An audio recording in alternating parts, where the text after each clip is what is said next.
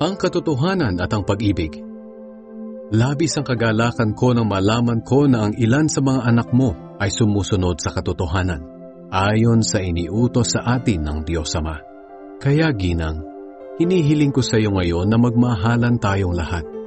Hindi ito isang panibagong utos, kundi ito rin ang utos na ibinigay sa atin noong una tayong sumampalataya. Makikita ang pag-ibig sa atin kung namumuhay tayo ayon sa mga utos ng Diyos.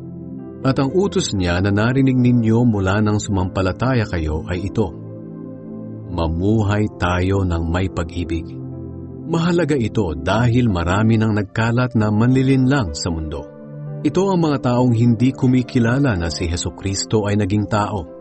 Sila'y mga manlilinlang at antikristo. Mag-ingat kayo at nang hindi mawala ang inyong pinaghirapan. Sa halip ay matanggap ninyo ang buong gantimpala.